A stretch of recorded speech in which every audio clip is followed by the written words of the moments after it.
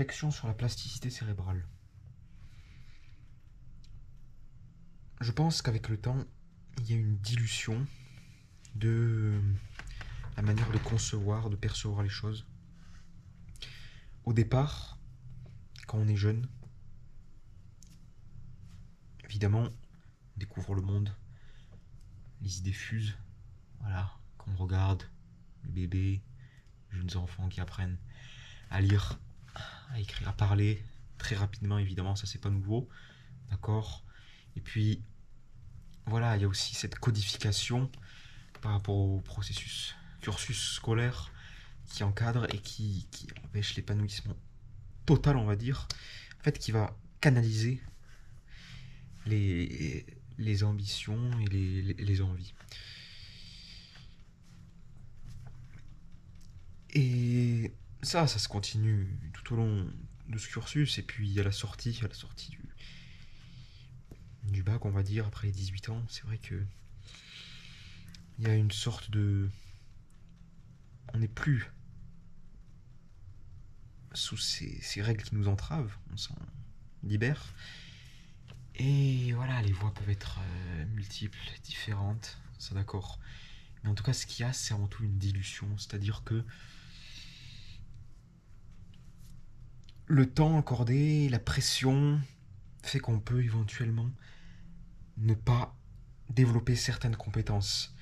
Et ça s'observe en tous les domaines. Donc si je reviens sur la plasticité cérébrale, c'est justement le fait que par rapport à ce dans quoi on va investir du temps, il y aura des compétences différentes qui vont être développées et d'autres vont être atrophiées. Atrophiées. Par exemple, si on regarde l'expression orale, parler, et ça c'est pas nouveau, mais si on s'exprime régulièrement, qu'on parle, évidemment on va développer cette compétence et puis ça s'améliore. Alors que si on parle peu, qu'on parle plus, comme une sorte d'atrophie de la parole et au final on arrive à s'exprimer de moins en moins. Et c'est vrai que, comme je dis, quand on est jeune ça fuse, on choisit ce dans quoi on va se focaliser, mais il y a certaines compétences qu'on délaisse au fur et à mesure du temps et puis ça s'oublie quand on regarde. Donc là c'est bien de s'exprimer, c'est vrai que le fait que je n'exprime pas depuis longtemps sur certains points fait que j'utilise souvent des mots qui reviennent. Et puis, c'est des choses qui se cultivent, qui s'améliorent, bien sûr. Mais le fait de délaisser certaines compétences, je me répète encore, les fait s'oublier, d'une certaine manière. Et voilà, c'est des choses qui s'entretiennent. Si je reprends notre exemple, par exemple les maths, c'est quelque chose qu'on bouffe à fond à l'école, et puis après on n'en a plus jamais parlé dans notre vie.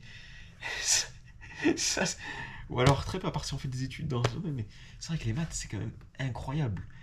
Les maths c'est typiquement le truc qu'on bouffe à longueur de journée à l'école, et puis après finito.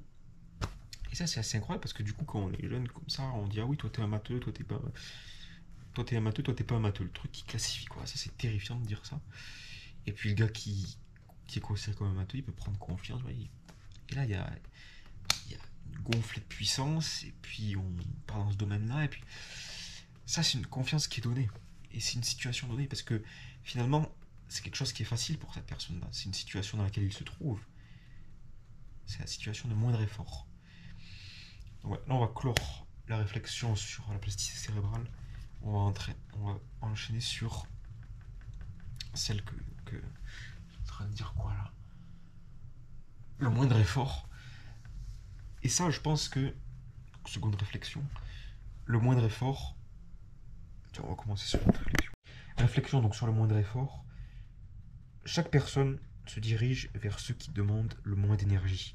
Un peu comme une sorte de bille qui tourne dans l'entonnoir, qui vient bam se caser dans le creux, là, au seuil zéro de l'énergie. Voilà. Le statisme. Donc, là, ce qu'il y a à comprendre sur ce point-là, c'est que finalement,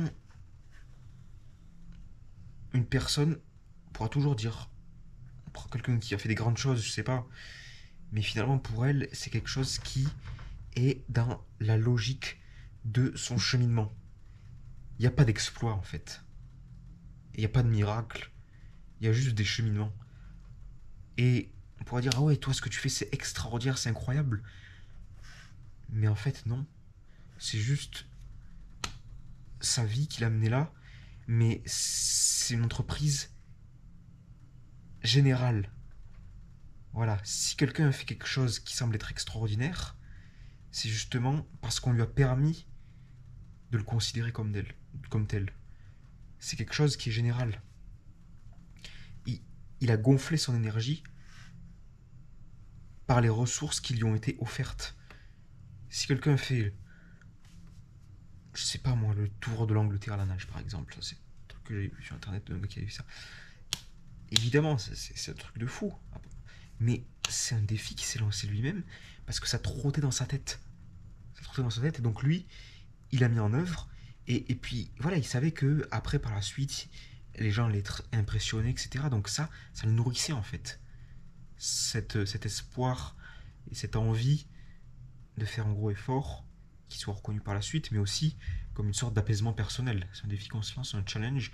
Et finalement, ça aurait été plus difficile pour lui de ne pas faire ce projet plutôt que de le faire. Parce que s'il l'aurait pas fait, il n'aurait pas été bien. Donc finalement, les miracles sont pas ce qu'on croit. L'anti-miracle est encore plus difficile que le miracle d'une certaine manière. Mais et là, on enchaîne sur une autre réflexion qui est les obsessions. Les obsessions sont les moteurs de ce monde, c'est-à-dire que c'est ce qui amène à l'accomplissement des événements. Les gens n'ont que des obsessions et se bornent sur leurs idées. Ils veulent vraiment accomplir ce qu'ils ont en tête. Dans la vie, en fait, on veut juste se libérer de ce qu'on a en tête en l'accomplissant par l'abolition en fait de ce désir. Je veux parler d'obsession. Une pensée plus générale, c'est le statisme-dynamisme finalement. Donc cette réflexion, ce sera plutôt le statisme-dynamisme finalement. C'est-à-dire que on veut vraiment aboutir au statisme total, à l'inanité, pour mourir sans regret d'une certaine manière.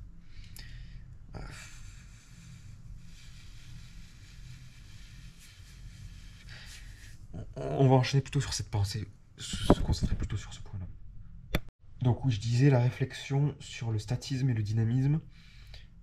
Je pense que l'objectif de chaque être, c'est le statisme total. C'est-à-dire la plénitude, d'une certaine manière, une certaine sérénité. C'est-à-dire pouvoir mourir sans regret. Tout le monde veut mourir d'une certaine manière sans regret, c'est-à-dire avoir accompli tous ses rêves, tous ses désirs. C'est pas possible, au fond, mais... En tout cas, on essaie de se construire des systèmes, une sorte de checklist, et cocher chaque case, de se dire, ok, ben, je veux mourir en ayant fait tout ça, comme ça au moins ce sera une vie accomplie. On revient sur le principe des obsessions. Et donc finalement, la pensée, très dynamique, ça bouge, ça va dans tous les sens. Nous, ce qu'on veut, c'est apaiser. On veut apaiser ça, on veut tendre vers ce statisme. Et c'est ça, c'est vouloir, comme je dis, mourir sans regret. Et donc, on a plein d'obsessions comme ça qu'on veut tuer, y mettre un terme, et pour finalement, après, se reposer tranquillement. Voilà, après, se dormir, s'allonger. Parce que dormir, c'est une sorte de pseudomort finalement. C'est un repos. Voilà, une sorte de repos. Et donc, mais c'est rempli de vie. Hein, parce qu'il y a les rêves, donc c'est totalement différent, mais il y a le point commun en tout cas. Ouais, du repos aussi. En fait, le truc, c'est que si on doit mourir, faut qu'on soit apaisé. Ça serait con. Donc, c'est comme quand on dort, voilà, on aime bien. Si on a plein de trucs à faire, etc., c'est pas cool. Évidemment, un gars qui a monté l'Everest, quand il va au lit, après, ben, il est bien. Voilà, parce qu'il a fait un truc épuisant, fatigant, à part s'il avait d'autres trucs à prévu ensuite. Plus incroyable. Mais bon. En tout cas, évidemment, si on a prévu une chose et qu'on l'accomplit, il y a un apaisement qui vient ensuite. Mais bon, il y aura toujours des désirs qui émergent. Donc on veut faire vraiment un truc de fou, toujours plus. Typiquement, je pense aux défis de plus en plus fous qu'on peut retrouver, l'Ironman, ou je sais pas quoi. tous ces défis, on va dire physiques parfois, du plus de kilomètres maximum, comme si on veut faire le plus gros effort pour ensuite avoir le plus gros confort, le plus gros apaisement. Bon. En tout cas, voilà, cette idée de statisme, dynamisme, c'est vraiment un point central. Réflexion sur la manière de parler. C'est vrai que là, je réécoute un peu ce que j'ai dit précédemment. On voit que je suis piégé dans un style, j'utilise toujours les mêmes mots. Ça vient de manque d'entraînement, de manque d'exercice. Et on peut se retrouver non seulement piégé, certes, mais aussi avoir un avis négatif. C'est-à-dire qu'il y a une non-corrélation entre les idées qu'on a et la manière dont on les exprime. Ça se développe. Évidemment, quelqu'un qui écrit beaucoup sur le papier, on lui dit de dire à l'oral ce qu'il a écrit, c'est un autre exercice. C'est des domaines différents. Il y a des aspects différents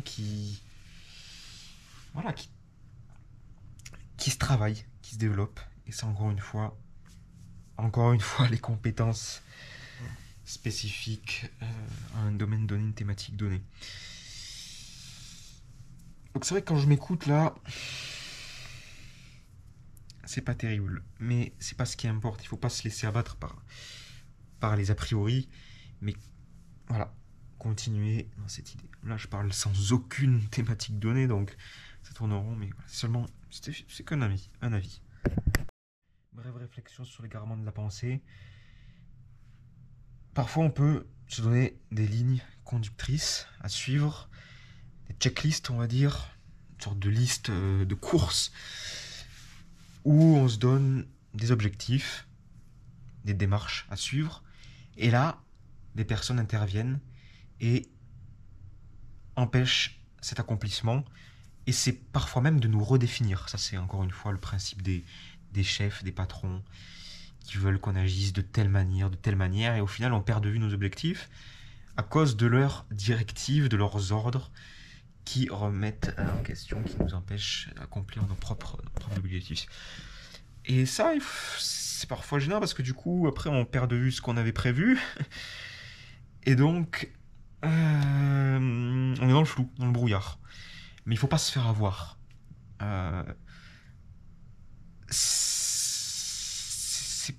C'est pas parce qu'on est dans le brouillard. Voilà, c'est une perturbation, une instabilité. Et donc, évidemment, je pense que c'est normal d'avoir tendance, d'avoir envie de baisser les bras, de perdre confiance, de plus savoir où on en est. Mais il ne faut pas y prêter attention. Il faut continuer. Voilà, il faut rester solide et se reconsolider, se recanaliser, recentrer ses efforts pour recultiver sa puissance et là, lui laisser le champ, lui laisser la possibilité, encore une fois, de s'extérioriser à nouveau, de briller, mais toujours. Et rester lucide. Juste rester sûr. Ça, c'est sur l'égarement, le brouillard et les perturbations éventuelles de notre concentration. Réflexion sur la construction. Obsessionnelle. Encore une fois, on revient sur les obsessions.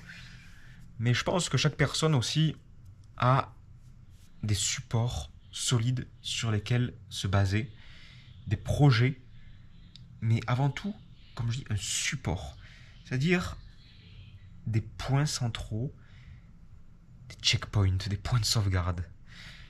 Des points de sauvegarde où se ressourcer, où se reconstituer, se régénérer, se reconstruire, se refonder, se retrouver,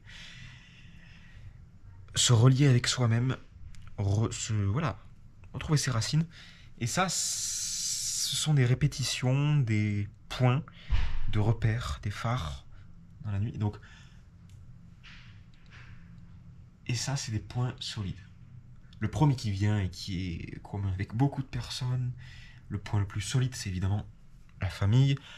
C'est-à-dire, ok, ça c'est vraiment le point central, la constitution même de chaque être. La famille, en général, c'est clairement la chose la plus importante pour tout un chacun, évidemment. C'est le noyau brut, sans lequel rien ne va plus. Rien ne va plus. Voilà. Rien ne va plus du tout. Et donc ça, c'est la première point, le premier phare, le premier support le plus solide qui soit. La famille, c'est ce qui revient évidemment incessamment chez tout un chacun. Donc ça d'accord, c'est ce point-là. Mais au-delà de ça, après bon, ok, il y a la subsistance, et puis là, on parle aussi de développement personnel. Mais j'ai pas envie de parler de développement personnel parce que voilà, c'est vraiment ces principes de points sont en fait des noyaux, voilà, des noyaux cérébraux, des conglomérats informationnels, c'est-à-dire vraiment des noyaux bruts sur lesquels on se repose et on se retrouve, je me répète. La famille, bien évidemment. Soi-même, parfois, c'est plus compliqué à définir, mais la subsistance aussi, bien sûr. Et puis, au-delà de ça c'est vraiment la base. Mais on retrouve certains points qui vont nous définir le métier, par exemple, des points, des centres d'intérêt, thématiques de recherche, de culture, aussi diverses soient-elles.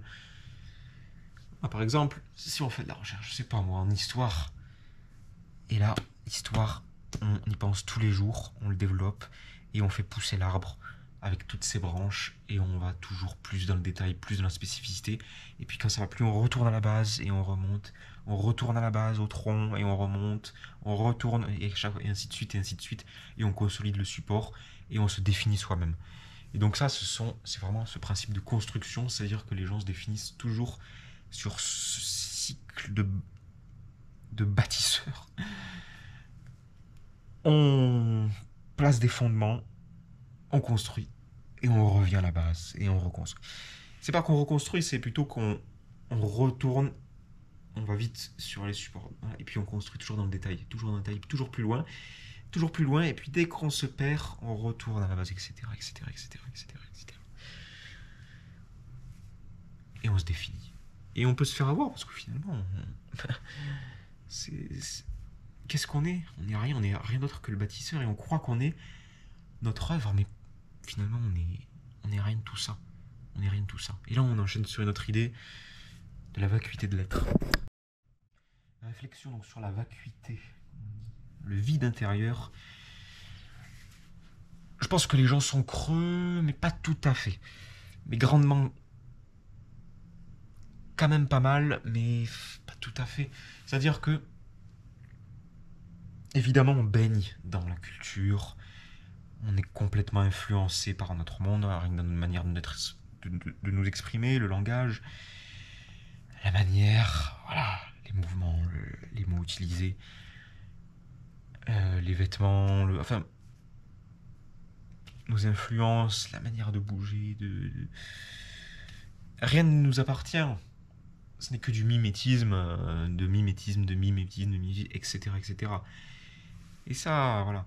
Ça, je pense juste petite parenthèse sur des fois des humoristes ou je ne sais pas qui sont critiqués parce que c'est soi-disant du plagiat ou autre.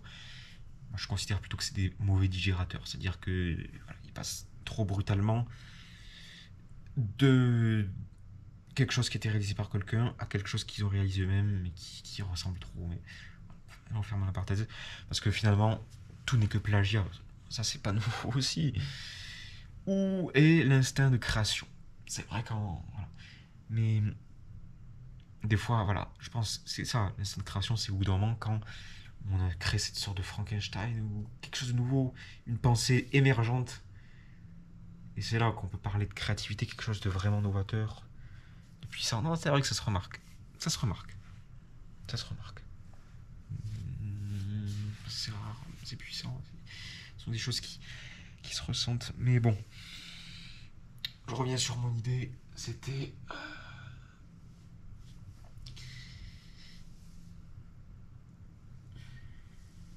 la vacuité, ouais.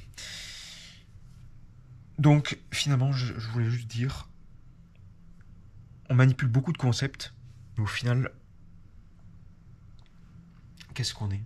On est ce que l'on emploie, tout ce que l'on utilise, que l'on digère d'une certaine manière, ce dans quoi on baigne. La vie et sa construction, la construction au fur et à mesure du temps, et l'homme se définit par rapport à ça. On croit finalement, on se retrouve, on pense être ce qu'on a fabriqué, mais au final, voilà, on ne fait que porter des projets. Et ça, c'est complexe. Les gens sont finalement toujours vides. Et ça, c'est pas, comme je dis, c'est pas nous aussi, mais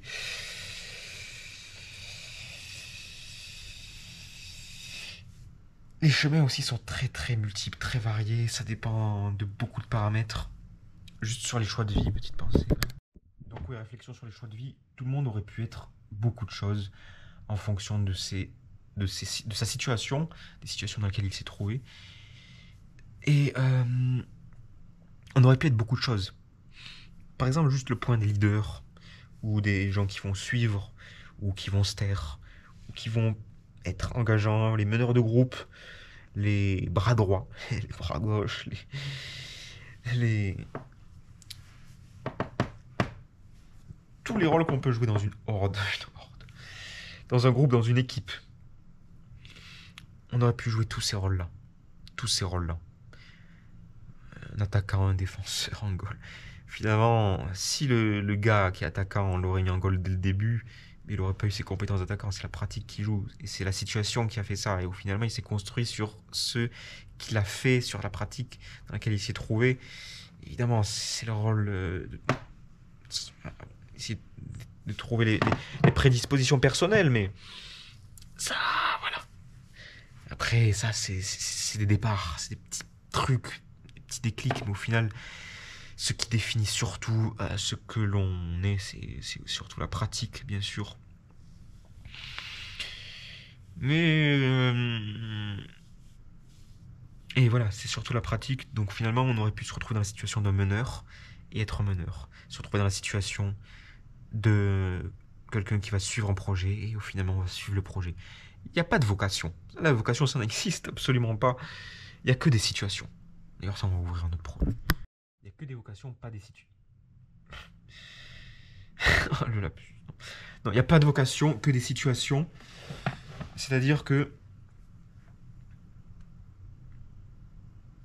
les gens discrets, timides, engagés, ouverts d'esprit, qui ont la tchatch, tous les types de caractères, tout ça, évidemment, c'est n'importe quoi. Ce n'est absolument pas inné.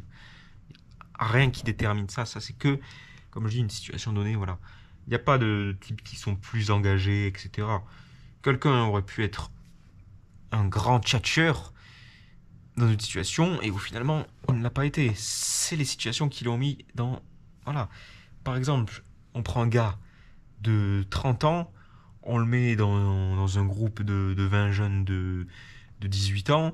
Évidemment, le gars de 30 ans, il aura une expérience, puis ça dépend, mais il va prendre l'ascendant et ça va être plus... Voilà, il va plus jouer le rôle de meneur. Ça, c'est l'âge qui parle. Hein. Voilà, ça c'est même dans des groupes. C'est le plus âgé, etc. Celui qui a l'expérience. Après, ça dépend, mais bien évidemment, c'est celui qui a l'expérience qui va peut-être prendre éventuellement le lead. Tu prends... Voilà, un gars de 40 ans sur une île déserte, avec voilà, enfin, mauvais exemple. Mais c'est la situation qui a mené à cet enchaînement et qui va définir ce qui se passera par la suite. Et c'est comme ça que c'est défini le meneur et le suiveur d'une certaine manière. Mais tu aurais pris le gars de 40 ans, tu l'aurais mis dans un groupe de gars de... Je sais pas moi, des sortes de commandos armés surentraînés en survie. Bah là, c'est lui qui va un peu jouer le rôle de suiveur et pas de meneur. Et le gars va se redéfinir. Il va être plus discret, il va moins parler. Après, on peut... Voilà, le gars, il peut essayer d'être audacieux, essayer de tenter des trucs. Mais qu'est-ce que ça changera? Ça restera faux, au final. Donc, les situations, c'est quelque chose de complexe qu'il faut comprendre. Voilà. Après, il y a les sympathies. Il y a beaucoup de paramètres à prendre en compte. Beaucoup de paramètres. Je parlais du principe de dilution, mais quoi que l'on veuille diluer, s'il y a des grumeaux, des corpuscules, des conglomérats solides. On pourra diluer autant qu'on veut, ben, ils resteront toujours ensemble. Et donc, même si le temps passe, des fois il y a certains noyaux comme ça qui restent agglomérés et qui bougent pas. Des idées dures, des idées solides, à l'épreuve du temps. À l'épreuve du temps. Le temps étant une dilution, bien sûr. On remplit la tasse. Le temps. Et c'est ces noyaux qui sont séduisants d'une certaine manière, parce qu'au finalement ils sont là. C'est des points auxquels on a accordé de l'importance, c'est sur lesquels on s'est retrouvé, des choses dans lesquelles on s'est investi, et au final, voilà, des choses dans lesquelles on a passé du temps à bâtir, à construire, à solidifier.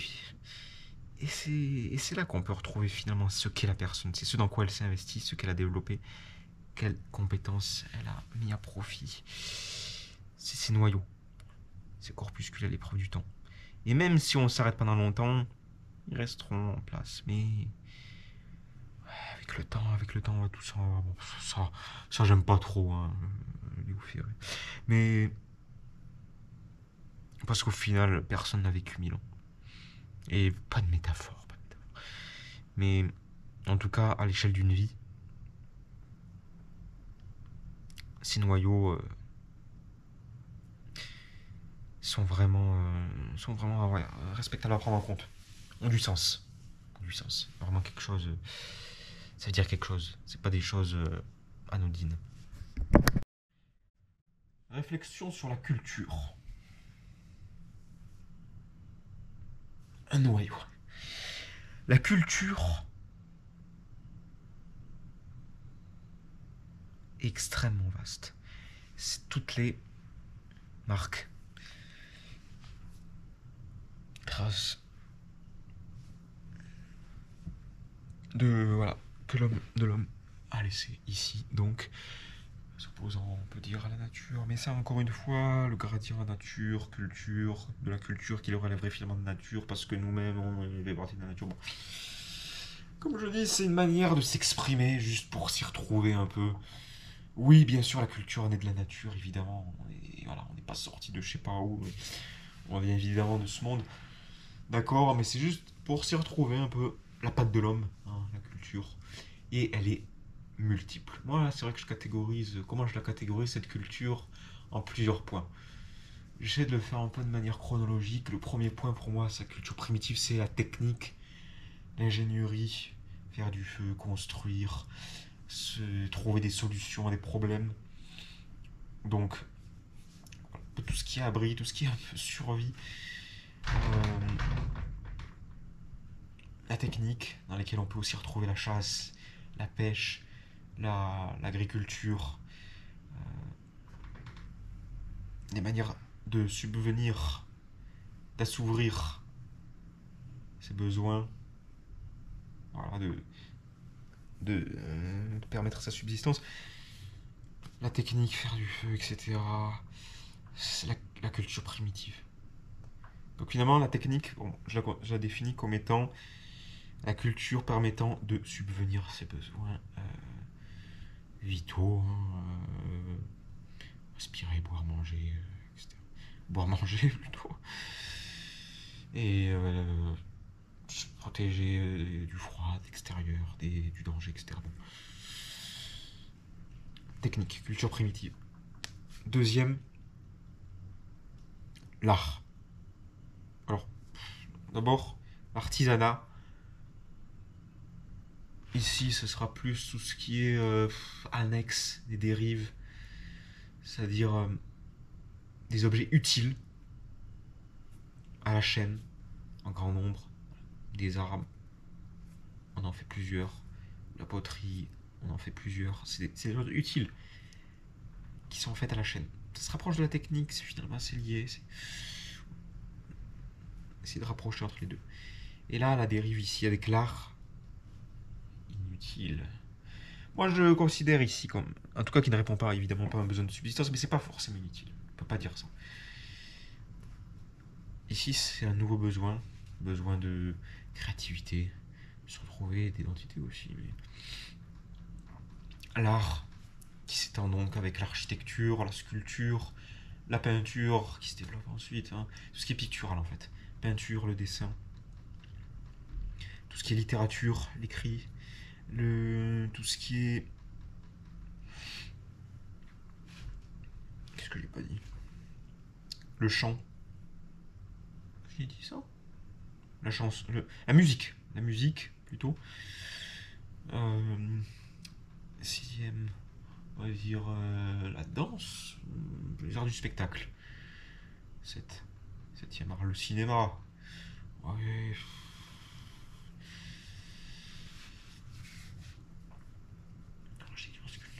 Après, d'autres arts un peu plus difficiles. Voilà, la cuisine, oh. Ouais, jardin, toutes ces choses. Beaucoup. Ensuite, ça part un peu. Voire même l'art médiatique avec la télévision, etc. Un peu étrange. On va parler des arts du spectacle, le théâtre, bien évidemment. Et quand je parlais de littérature, très vaste, encore une fois, tous les écrits avec la poésie, le théâtre, la narration, l'argumentation, les essais, donc. Ok. L'art. Quatrième point, la science. Ici, encore une fois, pour répondre à un besoin de compréhension, essayer de... Mais toujours basé sur l'observation, sur l'expérience et la répétabilité de ces dernières. Casser les hypothèses les plus solides et toujours chercher à casser les hypothèses. Toujours, pour trouver le modèle le plus fiable, le plus solide. Remettre toujours les choses en question, toujours douter évidemment. Et trouver un modèle toujours le plus fiable. Pas de vérité parce que tout ça n'est un cheminement. Un cheminement qui n'a pas forcément de fin. Peut-être. Non, pas de fin. C'est le cheminement qui compte. C'est le cheminement qui compte. Après, il y a beaucoup de... Comme je dis, la science... On va passer... La science formelle, la logique, mathématiques, l'arithmétique, l'algèbre, la géométrie, les sciences... donc ça c'était formel, les sciences naturelles, avec la chimie, la physique, la géologie, bien sûr, la biologie, oui, avec toutes ces branches, l'anatomie, les sciences du vivant, si diverses et variées soient-elles. Et quand je parlais de chimie et toutes ces branches, chimie organique, des solutions. Pareil pour la physique, toutes ces branches, la physique quantique, la physique mécanique. La relativité, etc. L'électromagnétisme. Ensuite, les sciences sociales, avec la psychologie, l'anthropologie, la démographie, la sociologie, la philosophie, éventuellement l'économie, oui, la politique, anthropologie, ouais, linguistique. C'est les sciences sociales. Donc voilà, j'ai dit la technique, l'artisanat, l'art, la science. Qu'est-ce qu'on pourrait mentionner d'autre? Le travail.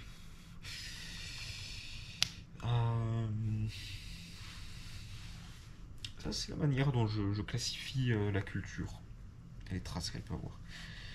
Dans les techniques primitives, je rajouterais aussi peut-être d'un autre côté le langage aussi quand même. C'est très très vaste. Très très vaste. Mais ça, voilà, ça c'est l'aspect. Et de manière générale, pour faire un tableau beaucoup plus large, on va faire ça dans une autre vidéo. De manière générale, réflexion, je sais pas comment on pourrait caractériser ça, une réflexion globale, la plus globale que je puisse faire, et que je me dis parfois, l'homme est un univers intérieur plongé dans un univers extérieur qu'il ne connaît pas. Nous sommes des univers intérieurs plongés dans un univers extérieur que nous ne connaissons pas, et que nous cherchons éventuellement à comprendre. Mais là, c'est la définition que je fais de notre situation. C'est celle-ci que je répète. Et j'aime bien faire cette ambivalence, cette dualité, cette comparaison entre l'univers intérieur, l'univers extérieur. le psyché qui nous définit, et la physique dans laquelle nous nous trouvons, et la culture que l'on exprime dans la nature où nous sommes. Et il y a toujours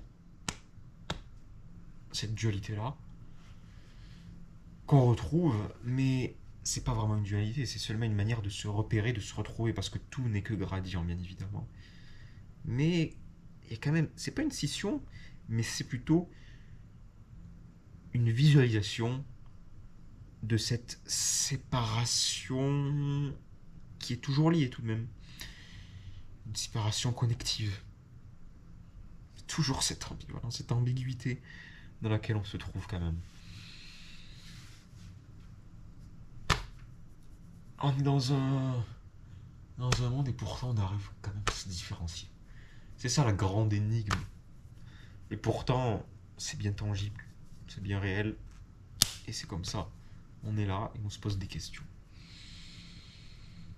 Et après on peut dire non, moi je me pose pas de questions. Ok. Mais ce n'est qu'une situation, encore une fois, c'est qu'un rôle joué. Un échange. Un échange. Manière de... Comme je dis, il n'y a pas de caractère, il n'y a que... J'avais dit, il n'y a pas de vocation, il n'y a que des situations. J'ai envie de dire, au-delà de ça, il n'y a pas de caractère.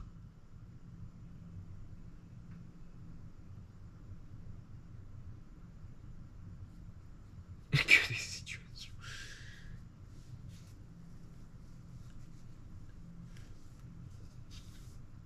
Une vocation, une situation, un caractère. Mais ça, je l'ai déjà défini, en fait, précédemment.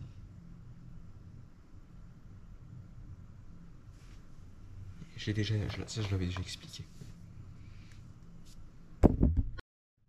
Et j'ai oublié la culture, la religion aussi. Je reviens une énième fois sur la situation. Un exemple, la voix. La voix. Ça joue beaucoup. Ça joue beaucoup et ça, c'est quelque chose...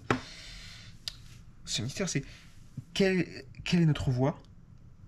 Est-ce un choix? Est-ce une habitude? Pourquoi est-ce qu'on s'exprime de cette manière? Je pense que bien évidemment, il y a une physique. Quelqu'un qui a une voix grave, quelqu'un qui a une voix aiguë, grandement, il n'a pas d'impact dessus. Ça, c'est la physionomie de ses cordes vocales, ou je sais pas comment on peut dire ça, et de tout un paramètre anatomique que je ne pourrais pas développer, que je ne connais pas. Mais en tout cas, on a une action sur ça, c'est qu'on peut changer sa voix. Et ça va impacter directement aussi sur ce que... Si je change ma voix et que je prends une voix grave comme ça, et que je m'exprime de cette manière, je vais éventuellement me donner certains airs, posément, essayer de développer des idées plus profondes, essayer aussi de tenter certaines choses, ou prendre un nouvel élan, prendre une voix encore plus grave, comme ça, une intonation toujours plus profonde, et se donner des airs d'autant plus grands, mais ça, que peut-on y faire? Et puis, quel sera l'impact sur le long terme? Car cette voix, je peux l'utiliser de manière abusive, sans me fatiguer, bien évidemment. Quelle est la limite? Quel est le choix? Et puis, il y a la manière de se donner... Voilà, toujours se donner de grands airs, et ça, c'est le rôle du théâtre. Mais le théâtre, ce n'est que des apparences. Et le gars, bien sûr, on dit oui, t'es timide, tu peux faire du théâtre, ça te permettra d'être plus à l'aise. Mais au fond, le gars, ça reste une... Bon. Mais au fond, voilà, c'est sympa, c'est sympa. Est-ce que le gars sera plus à l'aise à l'oral? Pas du tout. Ce ne sont que des apparences. Comme toujours, c'est les situations qui priment. On peut se donner de grands airs. Après, on peut se faire trahir par son propre corps, la petite tremblote. Ça, c'est des choses qu'on ne maîtrise pas. Mais... qui s'apprennent toujours, ça se maîtrise. Changeons notre voix, toujours plus grave. Donc voilà, on a compris l'idée,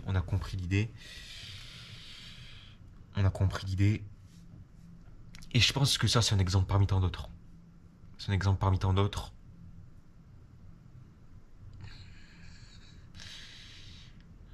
Je pense au style vestimentaire, je pense au... Oh, il y a tellement d'exemples.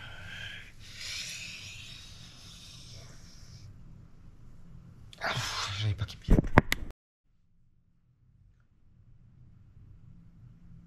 Je reviens sur une réflexion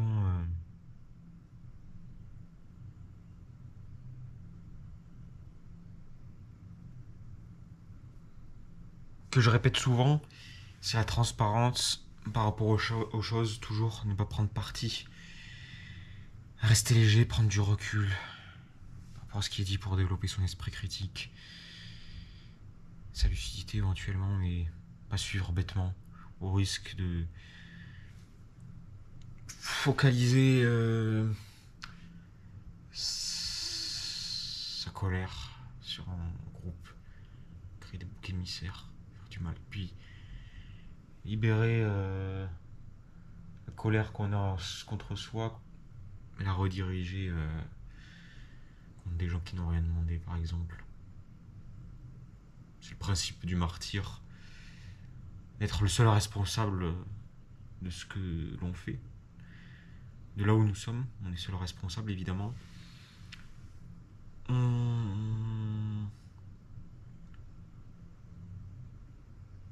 Principe du martyr. Et du pardon, bien sûr, se pardonner. Mais avant tout, la transparence. Ah, le risque de transparence aussi, c'est la vacuité, hein, c'est d'être vide. Mais ça, est-ce que ce serait pas un mythe par rapport au brouillard aussi, à l'instabilité? Parce que ça demande aussi beaucoup de concentration, donc si on est perturbé, évidemment qu'une phase de brouillard. Pas de prise de part.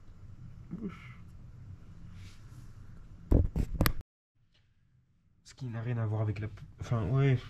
Politique. Ça dépend, c'est...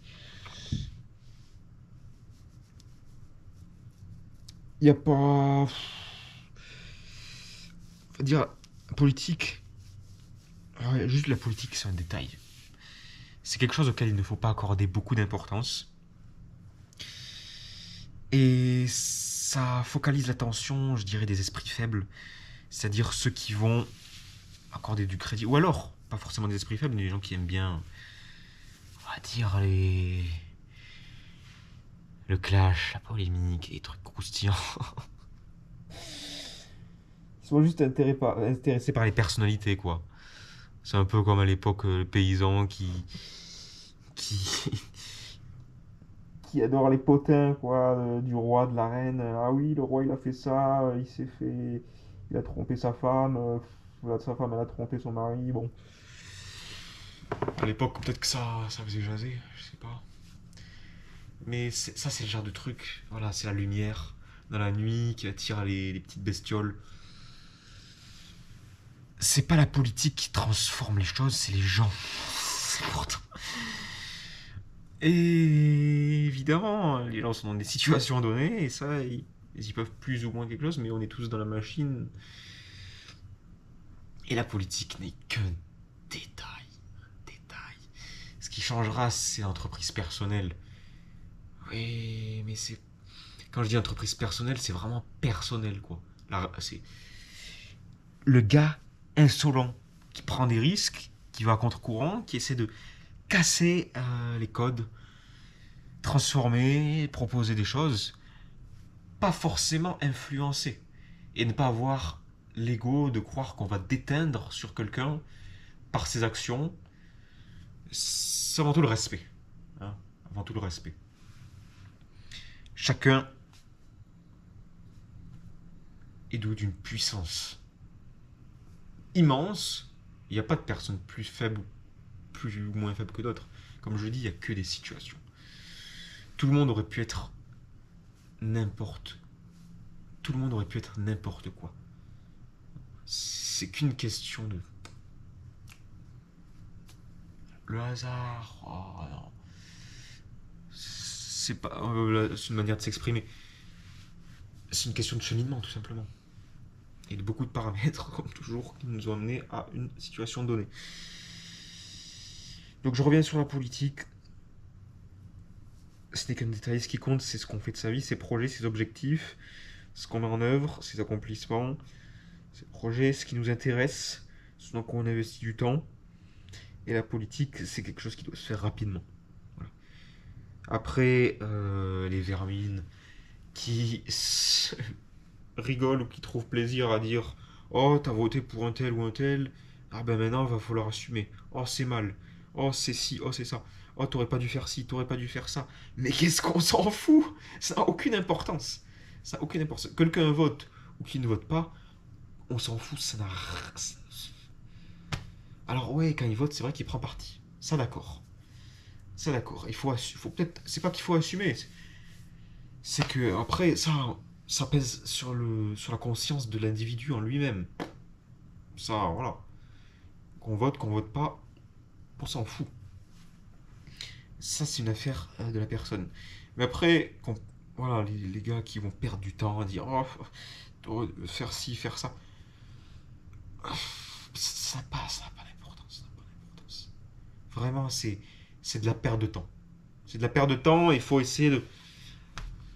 Voilà, d'aller au-delà de ça, parce que on patauge. On patauge. Qu'est-ce qu'on veut? Où est-ce qu'on va? Voilà, quel est l'objectif? Donc pour ça, mon avis sur la politique est un détail. Un détail qui passionne les esprits fragiles, les esprits qui ont besoin d'occupation, qui ont, qui ont plus le temps de projet, qui ont plus envie de projet, qui veulent juste, qui regardent en fait, qui regardent le spectacle, qui regardent le match. Voilà. Je pense que dans la vie, il y a un moment où tu fais le match et un moment où tu le regardes. Et le moment où tu commences à regarder le. Il y a toujours. Non, tu peux toujours regarder le match. Mais si tu regardes que le match, le moment où dans ta vie tu commences à regarder que le match, c'est. C'est dommage. Ça veut dire que t'as plus rien à proposer, quoi.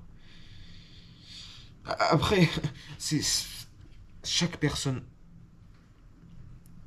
On peut pas savoir qu'est-ce qui est bon, qu'est-ce qui est pas bon.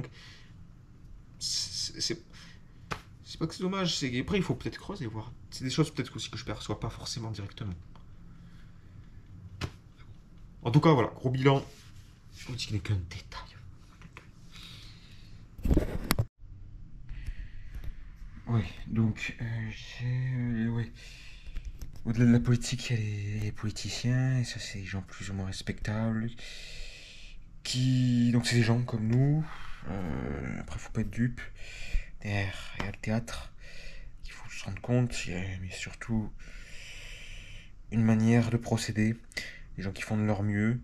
Il y a aussi des gens qui veulent être en combat des les uns des autres et d'autres pour lesquels ça ne les intéresse pas. Non, il faut vraiment se rendre compte des situations en fait de chacun de ces individus parce que c'est ça qui forme les gens. Se rendre compte de leur parcours, de là où ils sont et de leur objectif et de pourquoi ils font. Mais ça, c'est des choses simples. Simples. Les idées, il n'y a pas d'idées. Y a pas d'idées. Ah non, non. Les idées politiques, les programmes, tout ça.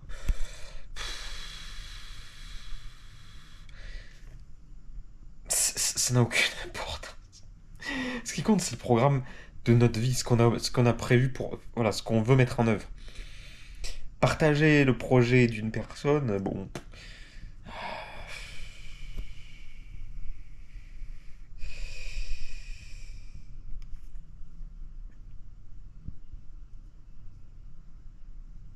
Après, c'est sûr que c'est pas magique, mais. Et puis c'est bien, ça. Des fois, ce qui est bien aussi, c'est que ça anime les gens. Ça anime les gens, mais après, bien sûr, il y a toujours des gens qui vont bloquer voilà, ceux qui aiment bien le bordel, voilà, les chahuteurs. Ça, c'est pas nouveau. Il suffit d'aller à l'école pour comprendre. Mais voilà, juste ça. Politique et politiciens qui sont des gens comme nous. Il n'y a pas de sur... Il n'y a pas de pouvoir. Si c'est large, ouais, alors... Il n'y a pas de surpouvoir, il n'y a que des situations. Que des situations. Après, ça n'empêche pas, bien évidemment, de se renseigner sur ce qui se passe, de suivre l'actualité, de savoir ce qui se passe non seulement dans notre pays, mais dans le monde. Sur l'actualité. Ça, c'est une formalité. Euh, Mais ce n'est pas le plus important. Le plus important, c'est nous-mêmes. Ne pas oublier. euh, Ne pas oublier nos projets parce que c'est vraiment ça le plus important. C'est ce qu'on veut faire de ce monde. Avant tout, plutôt que de regarder les gens faire, ne pas oublier qu'on est également un bâtisseur. Alors oui, il y a le bâtir sa vie, d'accord. Mais voir au-delà. Voir au-delà, évidemment. Quelque chose qu'il ne faut pas oublier, c'est de s'exprimer, dire ce qu'on pense. Alors oui, se parler à soi-même, ça c'est quelque chose que je fais tout le temps. Ça. Bon là, je le fais en vidéo. Mais toujours s'exprimer, parler, mettre les choses sur la table, dire ce qui va pas, mettre les choses au point, régler. Et aussi essayer d'aller au-delà, de se dépasser, de creuser des idées, de développer sa pensée, l'approfondir toujours. Gratter plus loin. Après ça c'est que voilà, c'est que des paroles hein. Mais s'épuiser intellectuellement, se dépasser et voilà, ne pas se renfermer au risque d'exploser. Essayer de développer sa créativité aussi. Ça. Parce qu'au final, si on ne développe pas sa créativité, on se remplit de remords. C'est un peu comme une sorte de surpression. Et on devient aigri, on peut devenir aigri. Avoir les boules, tout simplement. De dire, ah ouais, j'avais du potentiel, mais je ne l'ai pas libéré. Mais libère-le, libère-le. Je veux dire, voilà. Faut libérer la pression. Faut libérer la pression jusqu'à l'épuisement. Jusqu'à l'épuisement cérébral. Toujours. Toujours dire les choses. J'ai pas prévu qu'on voit les livres. J'ai oublié de préciser, cette vidéo n'a pas de destinataire. Ces vidéos ne sont qu'un avis, aussi léger soit-il. Il n'y a pas de vérité, pas de point, c'est une expression. Un avis en toute impro sur plus ou moins des réflexions, des thématiques données, des pistes, et des choses, des pensées éventuellement récurrentes, mais sur lesquelles j'accorde plus ou moins de l'importance. La vie n'est qu'une série de situations.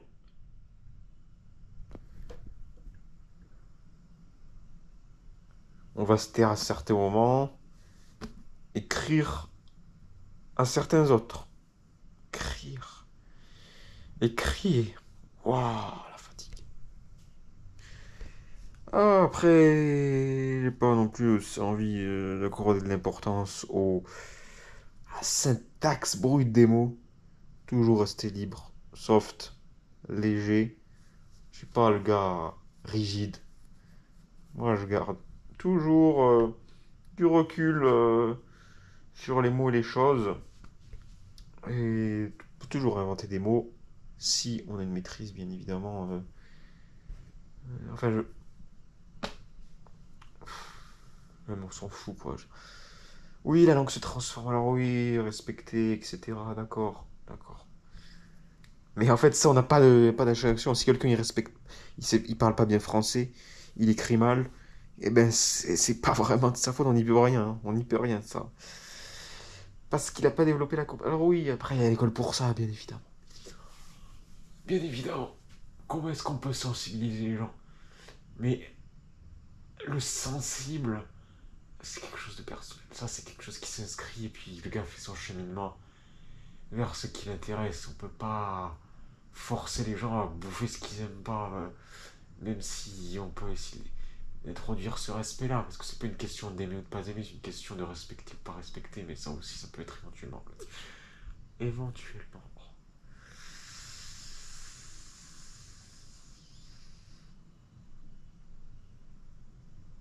le devoir de mémoire de nos ancêtres. Entretenir ce qui fut. Cultiver ce qui fut. Pour nourrir ce qui sera. Mais pas seulement, surtout pas. Entretenir ce qui fut. Pour le garder auprès de nous.